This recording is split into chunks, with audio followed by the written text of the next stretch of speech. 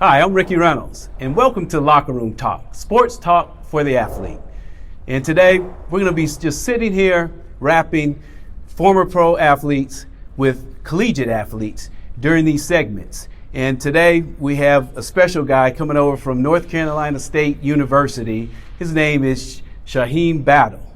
And over to my right, we have a former player, played in the National Football League for 8 years, graduated from LSU. Great player, Michael Clayton. And we have the president and CEO for the EAMG Sports, and Jake O'Donnell is here with us today. And during these times and segments, we'll be sitting here talking with the collegiate athlete and giving him information on what it takes to be a football player, you know. And these guys are all striving to try to get to the National Football League. And we, being former athletes, having been there, we're going to be rapping with these young men and telling them, you know, the ins and outs of the game and what they need to do in order to be successful. Michael, give Shyheim a little advice about you know, what he needs to do to prepare to have an opportunity to play in the National Football League. Yeah, well, first and foremost, I'm excited to be here. More so excited to see the size that this young man has, because it just didn't make him that big back when I played, man. And so it's exciting to see, you know, a guy your size playing the cornerback position. I know that, you know, a football coach is licking his chops to get his hands on you, simply because if you have the size and the hips and footwork to do that, you can make a big splash on the next level. I really want to know, get into it, like, how do you feel going into your senior year? Is your focus on maximizing college? Do you kind of have thoughts of going to the next level? Honestly, where are you mentally right now? Mentally, I want to do everything I can to make sure I'm ready when my name is called. Like, they say you only get one shot at the league, so I want to take full advantage of it and know that when my name is called, I've done everything I've had to do to make sure I can go as high as I can. So really, like, my main focus in all season, I wanted to make sure I had my 40 time down, make sure I got my vertical up, make sure my weight is right, my diet is right. On top of that, stay on top of my schoolwork. So I'm majoring in communications, public relations. So I want to make sure that I finish with my degree. So coming back from my last season allows me to put myself in a position to graduate with my degree. So I want to make sure I do that as well. That way I can. My coach always preaches, you know, chase two dreams, one on the field, one in the classroom. So make sure I'm big on both of those things. So that's my main focus. Stay on top of my footwork, make sure everything is clean. But the biggest of all of those would be my film study, you know, breaking down my opponents to a T. I mean, I feel like I do a good job already of breaking down my opponents, but breaking them down in the off season to make sure I know every little bits and pieces they might pull, allow me to have that extra advantage when the season comes around. Well, one of the things you can never get away from watching as much film as possible. Your degree is a must. Yeah, you got to get that done. But more so on the mindset, you talked about, you know, wanting to have your name called. From my experience, I can tell you this. You have to maximize your time at your university right now. If it's meant to be, it's going to be. But if you miss your opportunities to take advantage of paying attention to every little detail it takes to be the best college player you can be, you may miss out on a few things to get, you know, to not be the best player. So I remember when I was in college, not one time did I ever think about getting drafted.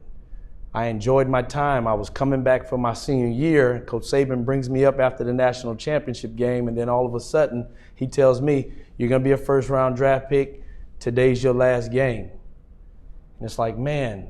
And when I really thought about it, I was able to maximize my time at LSU, reach the pinnacle level of success, winning a national championship.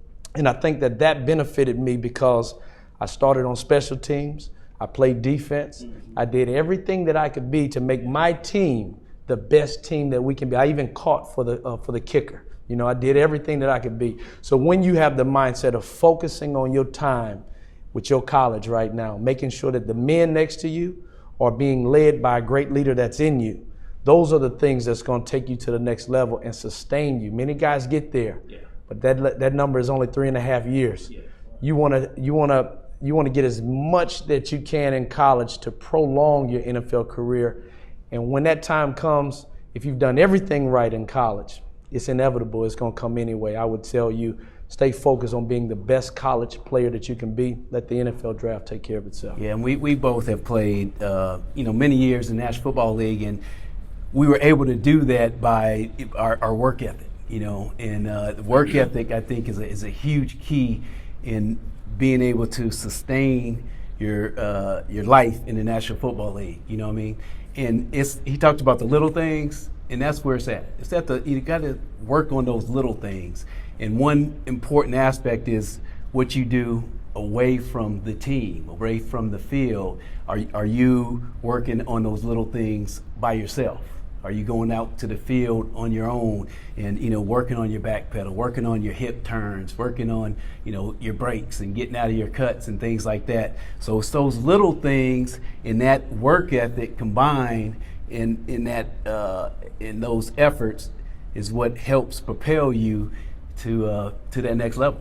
Because we played a long time, like I said, and we've seen guys that come and go. I've seen guys that had way more talent than me, but they didn't work. They didn't put that effort forward in order to make the team or study. You got to be able to study your plays, know what you're doing on the field. Jake, I'm interested into what was the first thing you saw about Shy's his character? So for me, I think Kobe said it best. Not everybody's made for greatness. They're not. And a lot of people try to emulate the end result. They don't know what goes into the process of getting there. It's the things, that you do on a daily basis to get you to that end goal.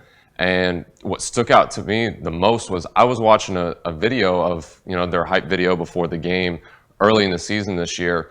And there's a clip in it where the whole team is all turned up in the middle of the locker room pregame. And Shy's sitting in the corner in the locker room reading his notes, reading the playbook. At that moment, I knew Shy was going to make it. That moment right there was the moment when I knew he was going to make it. Yeah, and that's something I do. That's like my every game routine. Like I got a routine I do for every game. Like, okay, we walk into the stadium, do the Walk of Champions. Every time we walk in, I drop my bags off my locker. I grab a bottle of water, and I'll run down to the stadium. I'll open the bottle of water as soon as I touch the field, open it, sip it, walk the whole 100 yards down. By the time I come back, I should be done killed the whole water bottle. So by that time, I throw it away, go upstairs. I always take my time. I mean, I wouldn't say I'm a pretty boy, but I mean, I like to take my time with everything I do. So you are I take my time. You are good looking. I appreciate that. I appreciate that. The reason why I asked that is because the message that I want you to understand is that no matter where you are and what you're doing, somebody is always watching. That's right. Yep. That's right. Always watching. Always. So the moment, everybody has their things that they do, all right? But it's important for you to be conscious of that so that you are making good decisions, that you are always being a leader.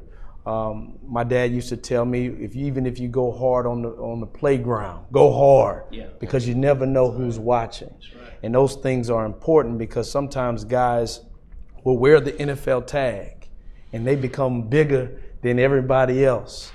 All right, and they miss out on their opportunities to influence others simply because they've let it go to their head. So always remaining humble, always be conscious knowing that, man, I got to do things the right way because somebody's watching, and that somebody could be the very person to open the door for you and give you an opportunity. So those things are very important. As an athlete, sometimes a young athlete, we don't think about those things.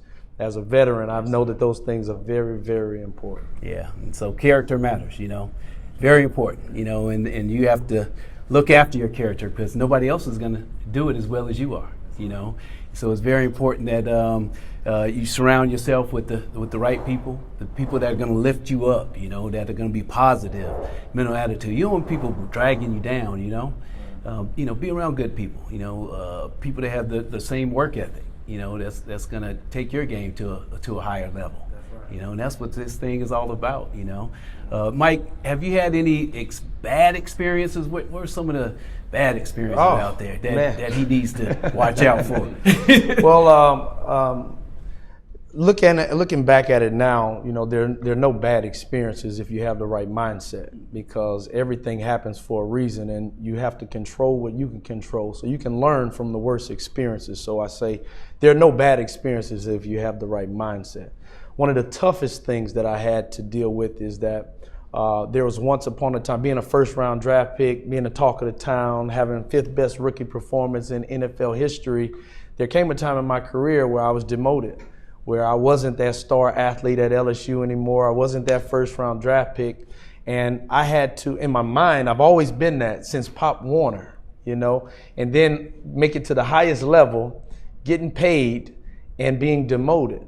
And how would I really carry myself through that? Many times, what I was going through personally, I wanted to quit. I wanted to give up. It was very tough. I'm 23, 24 years old, don't really know how to manage my emotions, very used to being the man. How would I face being a role player? How would I face still having to be a good teammate, but being a guy who's not even activated in a game?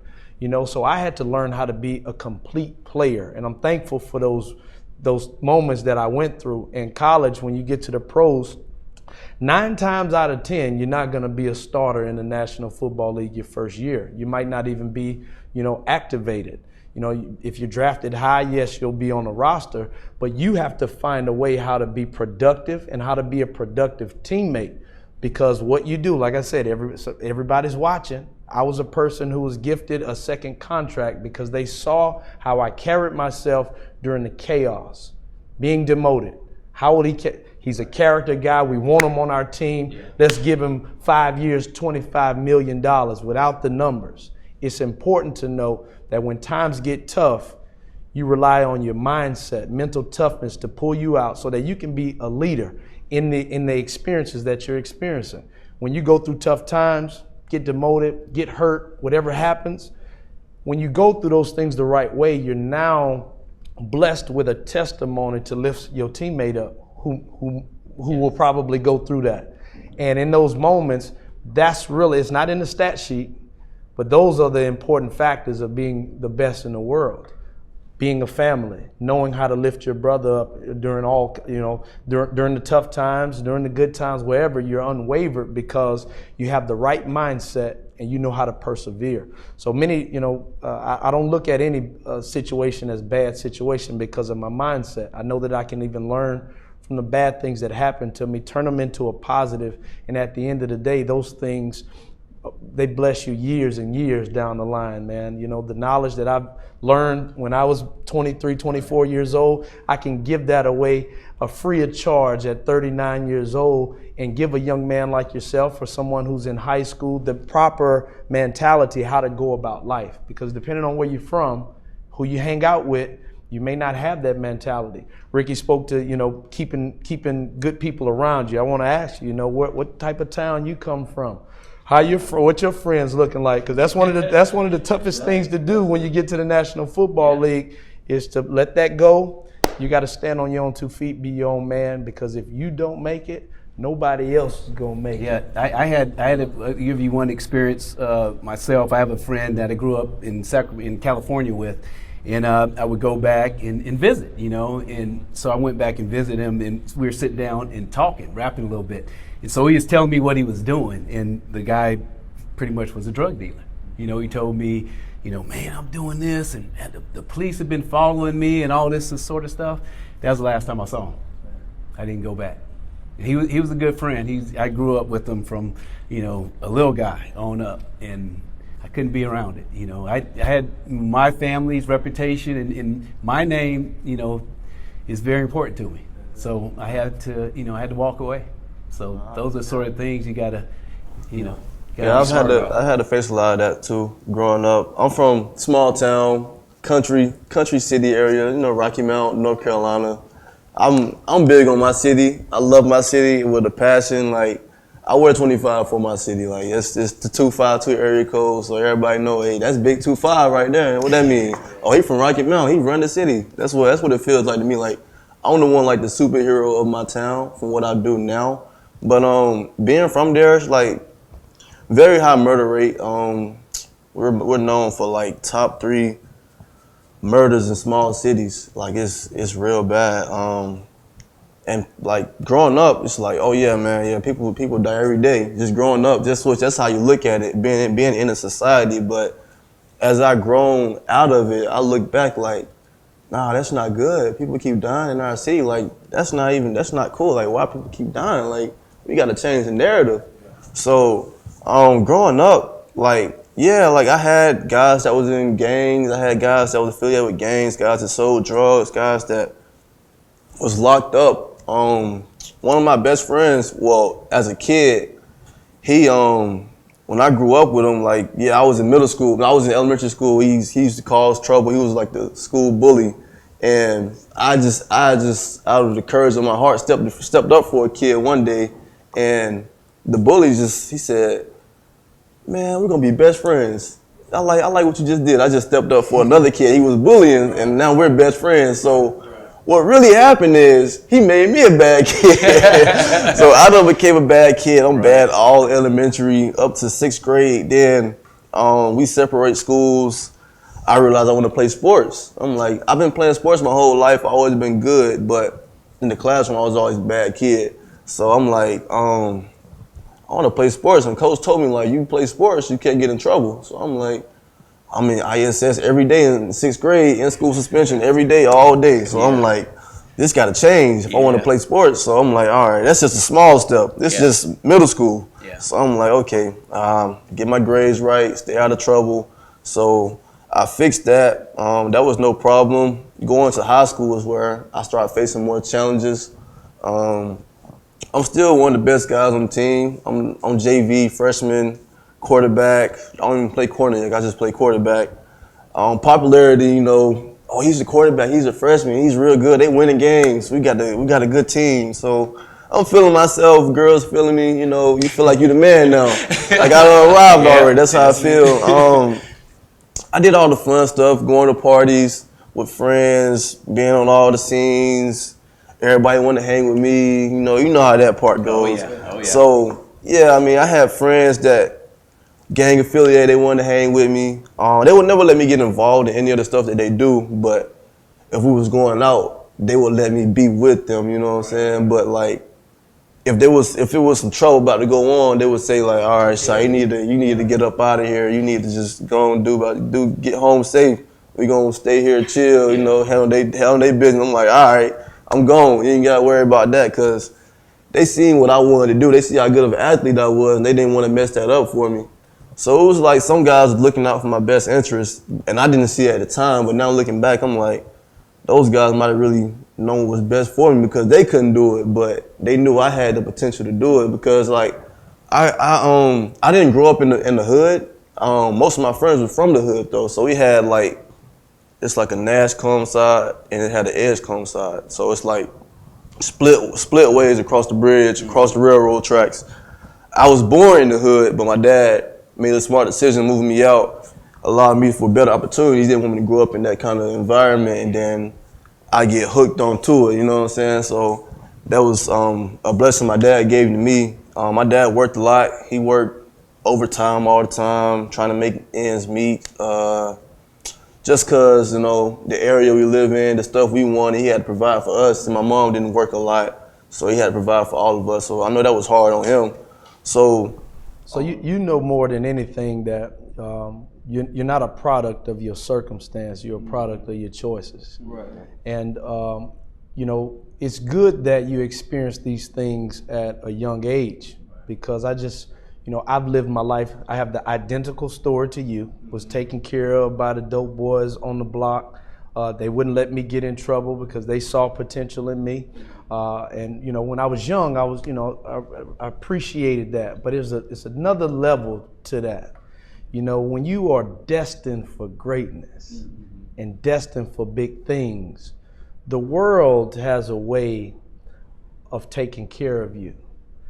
And when you respect that power that's taking care of you in a way, and you recognize that, you change who you are as a person, because you never want to get away from that positive energy that's protecting you your whole life.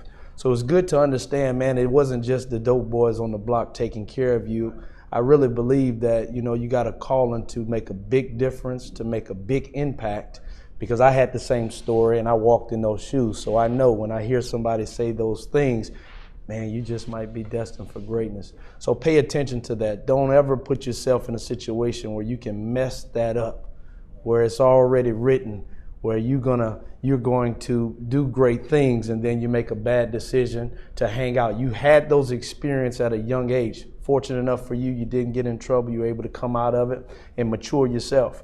But now you are very, very educated on what not to do. Mm-hmm. And you're in a good position. You're in a good position. Because your community, they look at you in a positive way, And so now you can step into that role and lift up those young ones and help to steer them from all the evilness and darkness that goes on in those communities. You know what I mean? It's called a testimony. And you be a difference maker. And that's basically what I'm doing now as far as like my community work. So like I spoke at the Boys and Girls Club back home a couple times. I got the middle school, Rocky Mount Middle School. They're coming up to NC State this Thursday actually. I'm just gonna show them what it looks like to be outside of Rocky Mount and at a Power 5 university. What like these kids can really come here. Like they play football at middle school. They just need some motivation. So I'm gonna just talk to them about how I grew up and how I'm like just like them. Maybe I can touch one. Maybe I can touch all of them. I just want to let them know like it's in reach that you can get there. If I can do it, you can do it too. So I mean like just giving back to my community. That's really big for me. I also every Sunday I try to go back home and train kids as far as football. Me and a group of guys, we just go there and just give back. And the main goal, the long-term goal is to put a facility back home because there's no facilities where I'm from. It's a small town. It's a lot of small businesses going on, but there's no training facilities, like nowhere where you're going to get good work and actually try to develop as an athlete because it has a lot of talent in my hometown, a lot. I was not the best player in my hometown.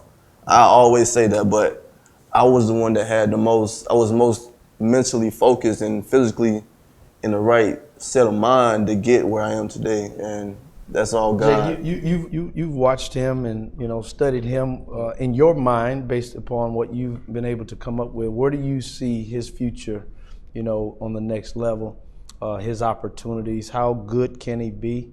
Where do you think that he possible, where is he on draft boards or, what type of mindset should he have right now? So like you said earlier, it's all the actions that, you're doing when nobody else is watching. I remember one of my quarterback coaches growing up, Darren Slack, he used to preach, how hard are you willing to work when no one's watching? And he used to put that on shirts and sell those shirts. And shoot, I still have that shirt in my house. But I don't think it'll fit anymore, but I still got it because that stuck with me. And that's something that speaks volumes about Shy is I've seen all the daily things that he does on a daily basis. I've seen all the little actions that have added up to that. Because it takes a million little actions to achieve success, but it takes one to throw it all away. That's it. That's it. Well, guys, I think this has been a very positive rap session. I think hopefully you've enjoyed it and gotten some great knowledge that you can take with you as you prepare for your final season. And in hopes that, you go out there and do what you need to do. Be a leader, man. Stand up, be a good leader, lead your team, lead yourself, and be the best that you can be. And, that's what this show is all going to be about. Is talking to these collegiate athletes and rapping with some former players. And we're going to give as best advice as we can. So just thank you for being in the Locker Room Talk, and we'll see you again next time.